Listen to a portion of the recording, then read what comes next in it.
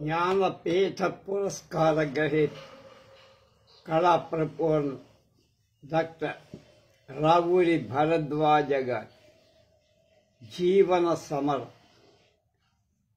14వ చివరి భాగం. ఒక్కసారి మళ్ళీ వారిని చూద్దాం.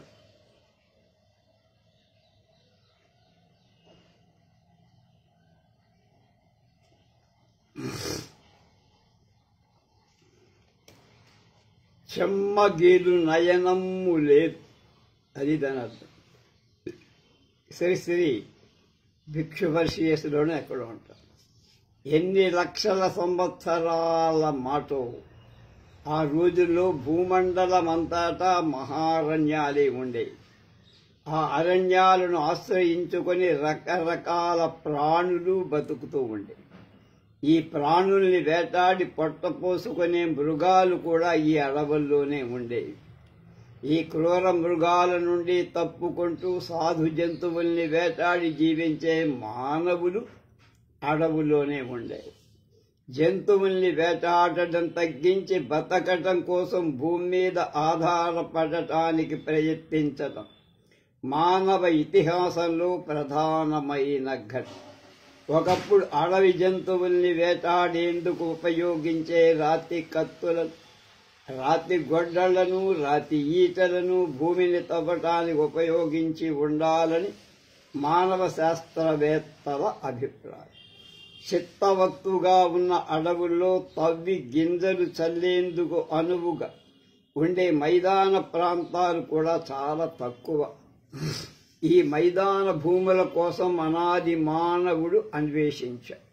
ఒక చోట నుండి మరొక చోటకు వలసలు వెళ్ళాడు. సమతలమైన ప్రదేశాలు లభించేవి కావు. ఒకవేళ ఉన్నా అంతకు ముందే చేసి ఆ భూమి పరిసరాల్లో తనలాంటి వాళ్ళెవరో ఉండేవాడు. వారితో యుద్ధాలు చేసి తాము చావడము, ఎదుటి వారిని చంపడము చేసిన సంఘటనలు అసంఖ్యాకం. మరికొందరు యుద్ధాల దాకా పోగలిగేవారు కాదు. తమకున్న పరిమితమైన రాతి పనిముట్లతో అడవులను శుభ్రం చేసుకుని అక్కడ విత్తులు చల్లుకునేవారు. అనుభవం మీద తేలిందేమిటంటే యుద్ధాల కంటే ఇదే సులువైనది. ఇలా వేలాది సంవత్సరాలు గడిచింది. అరణ్యాలను ఛేదించి ఆ భూములను సేద్యానికి యోగ్యంగా చేయటానికి మనుష్యులు అలవాటు పడ్డారు. భుజబలం, కండబలం ఉన్నవారు అడవుల్ని ఆక్రమించుకుంటే ఆ మనుష్యులు వెళ్లి చెట్లను కొట్టి, మోళ్లను తవ్వి, మెరక పల్లాలు సరిచేసి దున్నటానికి నేలను అమరికం చేసి ఈ శ్రమకు గాను అంతో ఇంతో తీసుకుని బయట పడటానికి ఈ మనుష్యులు అలవాటు పడ్డారు. అలా అలవాటు పడిన వంశానికి చెందిన వాడే మన పాపయ్య.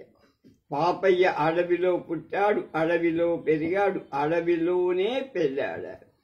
అడవిలోనే పెద్దల్ని కన్నాడు, అడవిలోనే వాళ్లను పెంచాడు. అసలు అడవిని దాటి యువతలకు రావాలని పాపయ్యకు దేనే లేదు. తప్పనిసరి పరిస్థితుల్లో వచ్చి మా అయ్య కూడా ఈ పనే చేసేవాడండి. ఆయన గొడ్డలి తీసుకుని ఏ చెట్టు దగ్గరకు వచ్చినా ఆ చెట్టు గజగజలాడిపోవాల్సి అన్నాడు పాపయ్య నుదిటి మీద చెమట తుడుచుకు.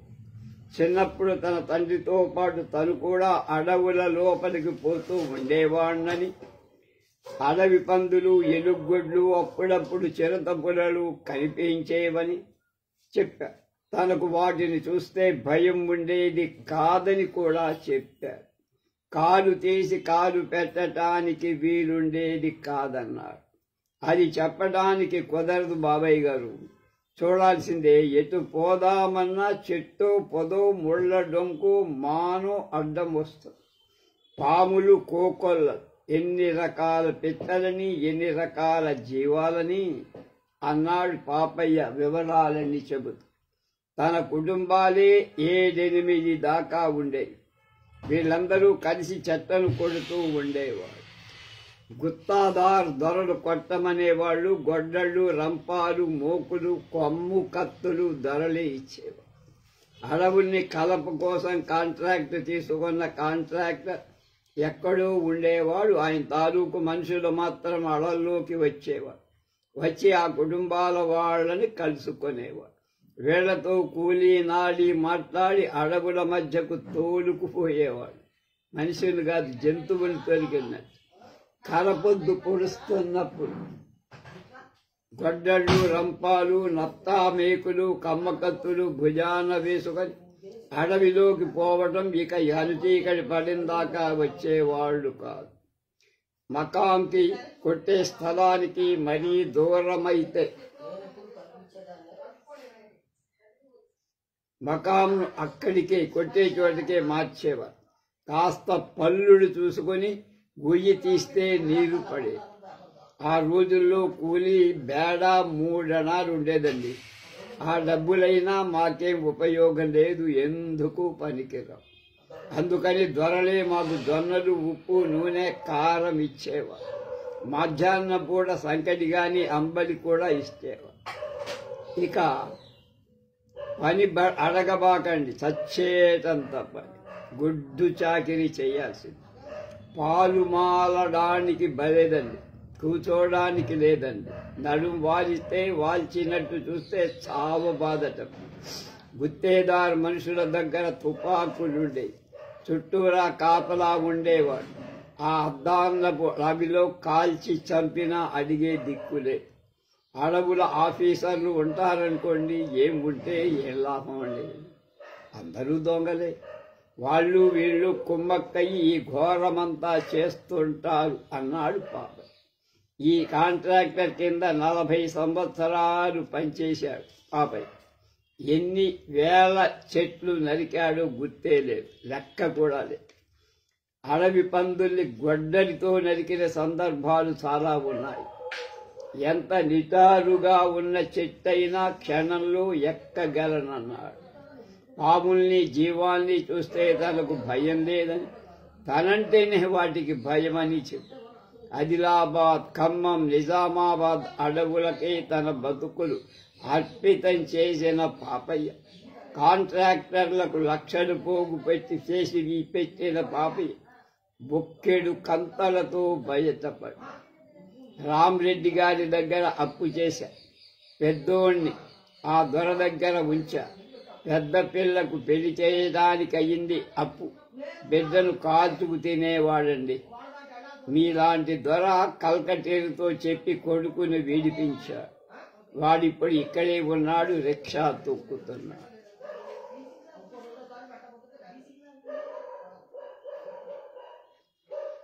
కొడుకు పిల్లలున్నారు. రిక్షా మీద వచ్చే 4 పైసలు చాలు. తనకింకా ఓపిక ఉంది. ఊరికే పడి తినడం తనకిష్టం లేదు. అందుకు ఇక్కడ పనిచేస్తాడు. నెలకింత జీతం కాదండి, రోజుకింత అని కూడా కాదు. ఇదిగో ఈ 3లన్నీ నాకిస్తాడు. వీటిని పేళ్ల కింద, చితుకల కింద పగలయ్యాడు. ఎంత తేడా ఎంత వస్తే అంతే. తనెప్పుడు పుట్టింది తనకు తెలియదన్నాడు పాపయ్య. తన తాత పేరు కూడా తనకు తెలియదు. అడవిలో ఉన్నప్పుడు తాటి కళ్ళు, ఈత కళ్ళు తాగేవాడు. ఇప్పసారా తాగిన మాట నిజమే, కానీ చేయటం మాత్రం తెలియదన్నాడు. ఎంత చేస్తావంటే ఏం చెప్పను బాబు, ఎంత కాలం చేస్తావంటే ఏం చెప్పను బాబు. ఓపికొన్నంత కాలం చేస్తా, ప్రాణం పోయేదాకా చేస్తా. ఇదివరకు మళ్ళీ ఉడాయించి గొడ్డల్ని ఎత్తలేకపోతున్నా. ఆయాసం వస్తోంది, రొప్పొస్తోంది, గుండెలో దడదడగా. ఎండ తగలకుండా చుట్టుకున్న తలగుడ్డతో ముఖం, గొంతు తుడుచుకొని భుజం మీద వేసుకున్నాడు పాప. అతనన్నట్లు ఓపిక ఉన్నంత వరకు పేళ్లు వేస్తూనే ఉంటాడు. ఎప్పుడో ఓపిక సన్నగిల్లుతుంది. గొడ్డలి బరువుకు ఓపలేక కట్టె పేడులాగా నేలకు ఒరిగిపోతుంది. అంతే వడబతుకులు అన్నారు రావులి భరద్వాజ్. ఊరు ఉండమంటుంది, కాడు రమ్మంది. ఆయన చెప్పలా, డాష్ పెట్టారు. కాడు రమ్మంటుంది. ఒక ముసలివాడి జీవితం ఎలా ఉన్నాడో చూడ. గుర్రం గుడ్డిదైనా దానాకే లోపం లేదు అన్న సామెత మనకు తెలుసు. సంస్థానం చిన్నదైనా సరదాకు లోపం లేదు అనే సామెత మనకు కొత్త కానీ సంస్థానాధీశులక్క. కర్నూలు జిల్లాలోని బనగానిపల్లె సంస్థానం నిజానికి దాని ఆదాయం కూడా ఇతర సంస్థానాలతో పోలిస్తే అంతంత కానీ ఆ సంస్థానాధీశుల సరదా చూస్తే మరే మహారాజు గారి సరదాలకు తీసిపో. పెద్ద పెద్ద సంస్థానాధీశుల్లాగానే ఈ బుజ్జిరాజులు డబ్బులు ఖర్చు పెడతారు. అయితే కళ్ళు తిరిగేటంత మొత్తాలను ఈ చోటా నవాబులు ఎలా సేకరించారు? ఈ ప్రశ్నకు సమాధానం చాలా తేలిక. ప్రజల మీద అదనంగా పన్నులు వేయదు, వారి శ్రమను దారుణంగా దోచుకోవాలి. ఆ డబ్బంతా తమ విలాసాలకు ఖర్చు. బనగానిపల్లె నవాబులకున్న సరదాలు అన్నీ ఇన్ని కావు. వాటన్నిటిలోకి ఖరీదైంది సరదా గుర్రాలు పెంచడం. సింహాసనం మీద కూతున్న ఆఖరు నవాబుగా ఓసారి హైదరాబాద్ నవాబా గారిని దర్శనం చేసుకున్నారు. నిజంగా అంతులేని సంపదను చూడలేకపోయారు, కానీ వారి అశ్వ సంపదను మాత్రం చూశారు. అందులో ఒక గుర్రం వారికి నచ్చి దాని ఆనుపానులన్నీ తెలుసుకొని అదే కుటుంబానికి చెందిన మరో గుర్రం కొన్నారు. అలా కొనడానికి ముందు తమ ఏజెంట్లను దేశమంతా తిప్పారు. అలా తిప్పడానికే వేలాది రూపాయలు ఖర్చు. అయినా సరే ప్రిన్స్ ఆఫ్ బెరార్ ముచ్చటపడిన గుర్రం లాంటిదే తన కొడుకు ఉండాలి. గుర్రాన్ని చూసి తన కొడుకు ముచ్చటపడ. హసీనా అన్న గుర్రం కోసం బొంబాయి నుండి కర్నూలు దాకా ప్రత్యేకమైన రైలు బోగీని ఏర్పాటు చేసి బొంబాయి నుంచి కర్నూలు దాకా బనగానిపల్లె ప్రభువులు ఆ గుర్రంతో పాటు దాన్ని మసాజ్ చేసే మొయ్యుద్దీన్ కూడా బనగానిపల్లి వచ్చి అప్పుడు వేస్తే 1000 రూపులుగా ఉండేవాణ్ణి. గిరదాల జుట్టు, చక్కని గడ్డం, అత్తరుల్లో మునిగి తేలుతూ ఉండేవాడు. అది కాక అంతకు సంవత్సరం కిందటే నాకు పెళ్ళయింది అన్నాడు మొయ్యుద్దీన్ నవ్వుతూ. నవాబు గారు అతనికి అతని కుటుంబానికి కలిపి పెద్ద ఇల్లు ఇచ్చారు. ఆ ఇంటి పక్కనే గుర్రపు సావి. రోజంతా ఆ గుర్రం దగ్గరే మొయ్యుద్దీన్ గడుపుతూ ఉండేవాడు. హసీనా అంటే నవాబు గారికి వల్లమాలిన అపేక్ష. గుర్రం తనకు లోపం జరిగినా సహించేవాడు, కానీ గుర్రానికి లోపం జరిగినట్టు అనుమానం కలిగితే చంపేసేసాడు. ప్రజల్ని కలుసుకోవడానికైనా ఆయన నిరాకరించేవాడేమో కానీ హసీనాను చూడకుండా ఒక్క క్షణం ఉండలేదు అన్నాడు మొయ్యుద్దీన్. పాత రోజుల్ని గుర్తు చేసుకో. గుర్రాన్ని మేపటం వరకు మంచిదే, కానీ దాని సోమరితనం మప్పకూడదని మొయ్యుద్దీన్ చాలాసార్లు సూచనగా చెప్పి చూశారు. వేరే కసరత్తు అవసరం లేదని, మాలిష్ మాత్రమే సరిపోదని, సవారీ కూడా చెయ్యాలని అన్నాడు మొయ్యుద్దీన్. అలా అన్నప్పుడు షాముల్ సాలే అనేవాడు నవాబు గారు బూతులాకన్నా అంటే తక్కువ వాడిని తెచ్చినాడు.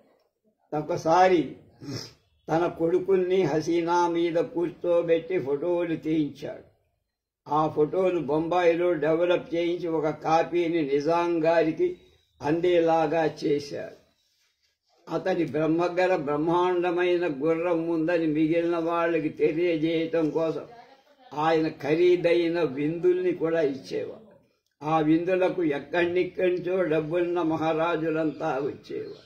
డాన్సులు, తాగుళ్ళు, ఆ తర్వాతవి విచ్చలవిడిగా సాగిపోయి వేలాది రూపాయలు కళ్ళ ముందే కరిగిపోయి ఆ రంగరంగ వైభోగం 5-6 ఏళ్ల పాటు నిరాఘాటంగా సాగింది.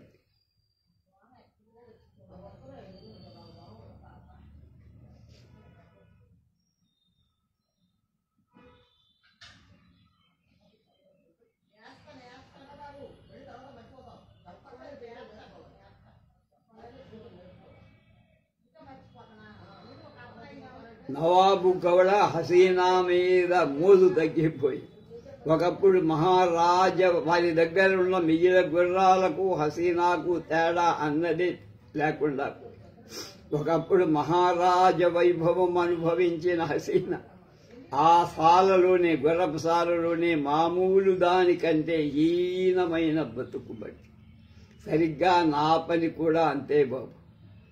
బనగాని పల్లెలో ఉండగా నా చేతి కింద 3 పనివాళ్లు ఉండేవారు. నా భార్య బేగం సాహెబ్లా బతికి హసీనా రాత మారటంతో నా జాతకం కూడా మారిపోయింది. నేను ఎక్కడో కుక్కలాగా బతికా. ఏ రోజు నన్ను నవాబు గారు నౌకరీ వదిలి పొమ్మంటారు అని హడలి చచ్చా అన్నాడు మొయ్యిద్దీన్. చివరికి అనుకున్నంత కట్టుబట్టలతో బనగానిపల్లి విడిచిపెట్టాడు మొయ్యిద్దీన్. చుట్టుపక్కల ఉండేందుకు ముఖం చెల్లల.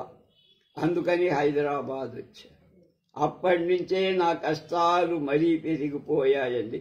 గుర్రాల మాలిష్ తప్ప ఇంకే పని నాకు చేతక్క. ఇంకా దేనికి అలవాటు పడలే.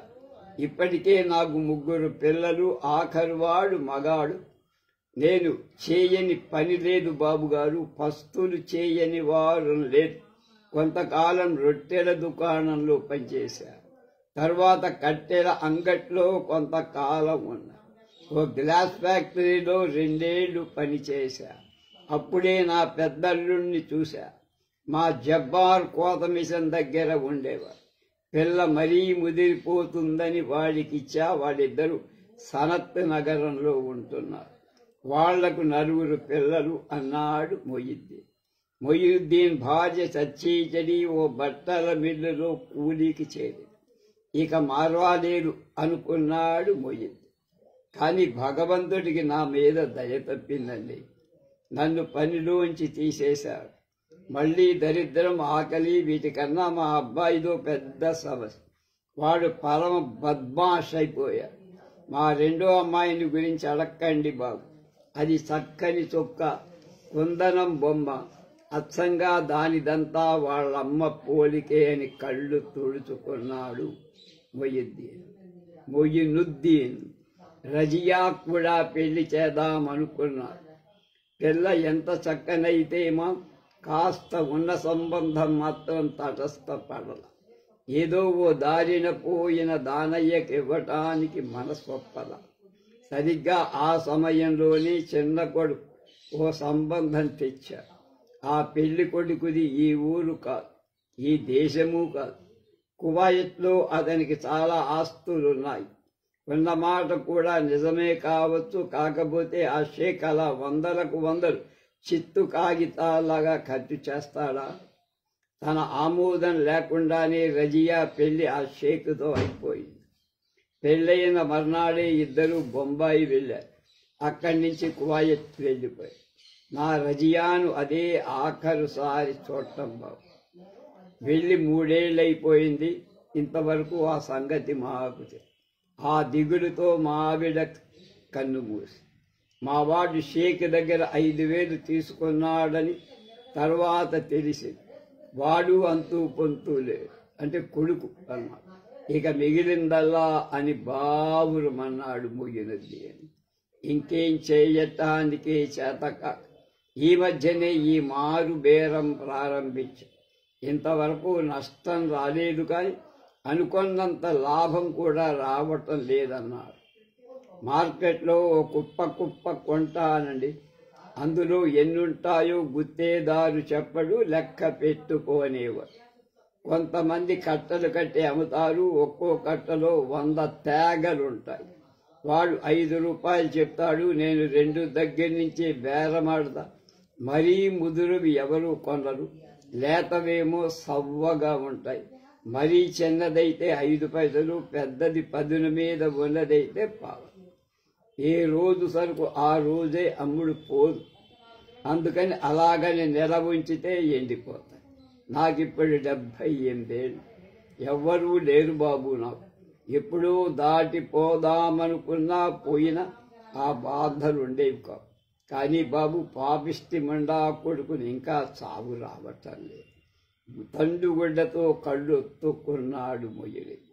అతని కన్నీరు తుడిచేందుకు ఒక్క దయామయుడు కూడా లేడా ఈ దేశంలో అని సంఘం మీద, సమాజం మీద, ప్రభుత్వం మీద ఒక సూటైన ప్రశ్న వేశారు కళాప్రపూర్ణ డాక్టర్ రావూరి భరద్వాజ్. బండబారిన మొండి బతుకు ఆకాశంబున నుండి శంభుని శరంబు అందుండి సీతాద్రి సుశ్లోకంబైన హిమాద్రి నుండి భూమి భూలోకంబునందుండి అస్తోకాంభోది పయోధి నుండి పవనాంధోలోకముంచేలే గంగా కూలంకష పెకుభంగులు కదా వివేక భ్రష్ట సంపాతములు అని భర్తృహరి రాసిన దానికి తెలుగులో కవిత్వం ఉంది. మరి ఈ పద్యాన్ని రాసిన వాడు మన పండరినాథుని చూసి రాసి ఉండాలని ఈయన అంటున్నారు. ఆ కవిగారు ఈ పద్యాన్ని రాసే వేళకు మనవాడు లేడే అనుకుందాం. అప్పుడు మన పండరి లాంటి వాణ్ణి చూసైనా రాసి ఉండాలి. ఎందుకంటే ఈ పద్యం ఒక అక్షరం కూడా మార్చకుండా పండరికి అచ్చుగుద్దినట్టు సరిపోదు. మహమ్మదీయ పాలనలో మహోద్ధృతంగా ఉన్న కాలం. హిందూ రాజులందరూ మదిరతో మగువలతో కాలక్షేపం చేస్తున్న రోజు. ప్రజల గూడు వినిపించుకోవటం కథల్లో తప్ప కలికానికి కూడా కనిపించకపోయిన కనీసం రాజ్య సంరక్షణ కోసమన్న తంటాడు పడుతూ ఉండేవారు. ఒకప్పుడు శివాజీ నాటికి అది సన్నగిలిపోయి ఢిల్లీ నుంచి ఔరంగజేబు సైన్యాలు దక్షిణాదికి పొరలుకొస్తూ ఉంటే స్థానికంగా ఉన్న రాజులు దాసోహమని లొంగిపోయారే తప్ప కనీసం ఎదుర్కొనటానికైనా ప్రయత్నించలేదు. అప్పుడే శివాజీ అవసరం కలిగింది. అతనేదో హిందువులందరినీ కూడగట్టుకొచ్చాడని చరిత్రకారులు రాయటం కొంతవరకే నిజం. అతను చేసిందల్లా కోటికొకరుగా ఉన్న సంస్థానాలన్నిటినీ ఏకం చెయ్యటం, మరీ లోభుల్ని వెధవల్ని తొలగించి వారి స్థానంలో తన వారిని ఉంచడం. ఇదంతా మరొకరి పాలన కిందికి తన దేశం పోకూడదన్న కోరికతో శివాజీ చేశారు. ఈ శివాజీ సైన్యానికి కావలసిన కత్తులు, కఠారులు, డాళ్లు, బల్లాలు, ఈటలు, శిరస్త్రాణాలు ఇంకా ఇతరమైన మారణాయుధాలు తయారు చేసిన వారిలో శంభూజీ అనే శిల్పి కూడా ఉన్నారు. శంభూజీ భక్తి విశ్వాసాలకు, నైపుణ్యాలకు మెచ్చి శివాజీ స్వయంగా ఇచ్చిన రజత పతకం ఇప్పటికీ పూనాలోని వాళ్ల వంశీయుల వద్ద ఉంది. శివాజీ అనేక యుద్ధాలు విజయం సాధించడానికి అనేక కారణాలు ఉండవచ్చు. అందులో శంభూజీ చేసిన ఆయుధాలు కూడా ఒక కారణమే అంటాడు పండరి. ఆ రాజులు, ఆ యుద్ధాలు పోయాయి. పోవడం కూడా మంచిదే అయింది. ఒక రకమైన ఆయుధాలకు ఇప్పటి యుద్ధంలో స్థానం లేదు కదా. కానీ చిరకాలంగా ఆ వృత్తికే అలవాటు పడి దాన్నే నమ్ముకున్న వాళ్ళందరికీ వృత్తులు పోయాయి. అందుకే వాళ్ళంతా చెల్లా చెదరైపోయాయి. ఇటు పలాస నుండి అటు తిరుచినాపల్లి దాకా, పడమర నాందేడు దాకా, ఇంకా పశ్చిమానికి ఉత్తరానికి వలసలు వెళ్ళిపోయాయి. మావాడు శ్రీకాకుళం, ఆముదాల వలస, భీమునిపట్నం, భీమిలి, విశాఖ, నర్సీపట్నం, విజయనగరం, బొబ్బిలి, కాకినాడ, సామర్లకోట, తుని, ఏలూరు ఇంకా చాలా చోట్ల ఉన్నారండి. మాదంతా ఒకటే కుదురు. కానైతే మాలో మేము ఒకరినొకరు చూసుకొని ఏళ్ళు పూళ్ళు అయ్యి మారంతా ఒకే పని కూడా ఎవరు చెయ్యట్లా. కొంతమంది ఫ్యాక్టరీలో కూలీలుగా, గుమాస్తాలుగా, పళ్ళ షాపుల్లో పనివాళ్లుగా పనిచేస్తారు. కొంతమంది రంగులు వేయటం, సున్నాలు కొట్టడం, వడ్రంగం, పాత్ర సామాను చేయటం, మారు బేరానికి గ్లాసులు, గిన్నెలు అమ్ముకోవటం చేస్తున్నారు. చాలా మంది మాత్రమే అసలు వృత్తిని ఇంకా అంటి పెట్టుకొని ఉన్నారు. ఏం నడిచినా బాబు ఆవ తీసిన గంధం లాంటిదేదండి. అవ్వ బహుశా మా సంపాదన అని ఫక్కున నవ్వాడు పండు. ఇప్పుడు కూడా కత్తులు బాణం చెయ్యటం కాదండి, అయినా మార్పు చెందిన ఆ పనినే నమ్ముకున్నాను. అంటే ఏమిటంటే చాకులు, కత్తెరలు, కత్తిపీటలు ఇలాంటివి ఉన్నాయనుకోండి, అవి ఎక్కువ కాలం పదులుగా ఉండవుగా. మీరు వాడుతున్న కొద్దీ వాటి పదులు తగ్గిపోయి బండబారిపోతాయిగా. ఆఖరికి కాగితాలు కూడా తెగని దశ వస్తుంది. అలాంటి వాటిని నేను పదులు పెడతానండి. అదే పల్లెటూరులో అయితే ఏ కమ్మరి దగ్గరకో వెడతారు, ఓ అరసోడడు గింజలు పోసి పదులు పెట్టించుకొస్తారు. బస్తీలో ఆ కమ్మరాయన ఎక్కడుంటాడు, ఎప్పుడుంటాడు అందరికీ తెలియదు. అందుకని ఇక్కడికి వచ్చానన్న. ఎప్పుడుంటాడు, ఎక్కడుంటాడు తెలిసిన అతనున్న చోటుకు పోవాలన్నా అతనున్నప్పుడే పోవాలన్నా అందరికీ కుదరదు కదా. ఉద్యోగాలకు, పనులకు హడావిడిగా ఉరుకులు పరుగులు తీసే జనానికి పదులు పెట్టుకొచ్చేంత అవకాశం ఎక్కడ ఉంటుంది? అందుకని ఉండదని పండరికి తెలుసు. అందుకే అవసరమున్న చోటుకు తనే వెడతాడు, లేదా తనే కృత్రిమంగా అవసరాన్ని కలిగించి మరీ వెడతాడు. తనిక్కడున్నాడని తెలియజేయటానికి అతను పాడతాడు, కేకలు పెడతాడు. సానమించి ఏ ఉక్కు మొక్కనో ఉంచి నిప్పు రవ్వలు చెందిస్తాడు.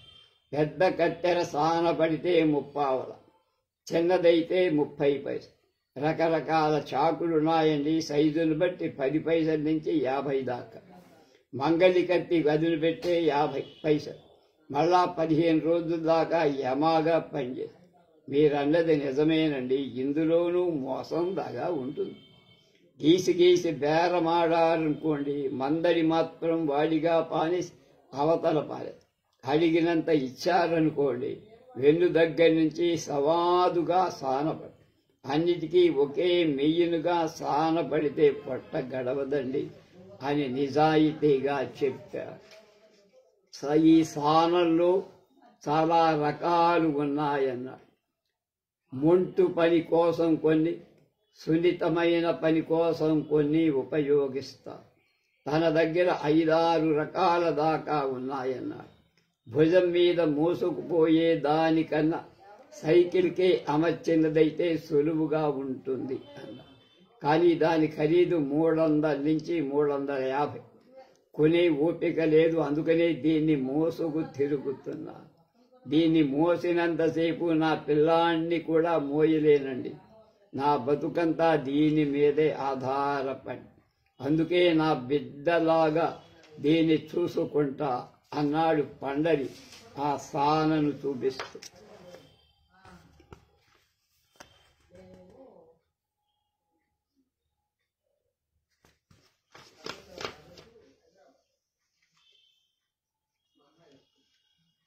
బాబు, 300-400 పెట్టుబడి ఉంటే సైకిల్ సాన కొంటానండి. అప్పుడైతే ఇంకా ఎక్కువ దూరం తిరగచ్చు, ఎక్కువ పని చేసుకోవచ్చు, 4 పైసలు అదనంగా వస్తాయి. ఆ పాటి సాయం చేసే మహారాజే కవిరైపోయాడండి ఇవాళ అని. ఉదయం 6 గంటలకు ఇంట్లో బయలుదేరిన పండరి మసక పడేదాకా తిరుగుతూనే ఉంటాడు. ఒక్కోసారి తిరిగిన శ్రమంతా వృధా అవుతుందని, పావలా డబ్బులు కూడా రావని అంటాడు. అయినా ఆశ అలాంటిది బాబయ్య. నాతో పాటు 5గురు బతకాలి, 3 ఆడపిల్లలు, ఇంకా పెళ్ళిళ్ళు చెయ్యాలి. అప్పటికి మా ఇంటిది నస పెడుతూనే ఉంటుంది. నన్నేం చెయ్యమంటారో చెప్పండి బాబు మీరు. ఇట్లా పొట్టకే తిప్పలు పడనా? అటు ఎదిగిన ఆడపిల్లల పెళ్ళిళ్ళే చేయనా? నేను చూస్తున్నానండి, ఆఖరికి ఎప్పుడో పిచ్చెక్కుతుంది అప్పుడు అని సాన ఇరుసుకు పక్కగా వేలాడదీసిన చాకుల వైపు చూశాడు పండరి. అతను అనేదైనా అఘాయిత్యం చేసిన తనకు తాను చేసుకున్న ఆడిపోసుకోవటానికి మనమంతా సిద్ధంగా ఉన్నాం. అంతదాకా రాకముందే అతనికింత సాయపడటానికి మనకెవ్వరికీ ప్రాణం ఒప్పదు. అవును, మనవారే అలాంటిది, మన తీరే అలాంటిది అని ఈ 228 పేజీల జీవన సమరాన్ని రావూరి భరద్వాజ గారు ఇందులో ఉన్న 52వ కథతో ముగించారు. స్వస్తి. రేపటి నుంచి రాయలసీమ రైతు నేపథ్యంలో అద్భుతమైన సాహిత్యాన్ని పండించి కథ, నవల, చిన్న కథ, గేయం రాసిన వారు, అలాగే జానపద సాహిత్యాన్ని ప్రోధి చేసిన వారు, అలాగే పత్రికలు నడిపినటువంటి వాడు, సంపాదకత్వం వహించిన వాడు, ఆ బాల సాహిత్యాన్ని తీర్చిదిద్దిన వారు అయినటువంటి కె సభ అనేటువంటి రచయిత ఆయనకి ఇప్పుడు శతాబ్ది జరుగుతోంది. శతాబ్ది ఉత్సవాలు ప్రారంభం, రేపటి నుంచే ప్రారంభం. ఆ శతాబ్ది ఉత్సవాల సందర్భంగా ఆయన సంకలించినటువంటి కథ సంకలనం రేపటి సాయంకాలం నుంచి ఇదే సమయంలో మనం ప్రత్యక్ష ప్రసారం చేస్తాం. స్వస్తి.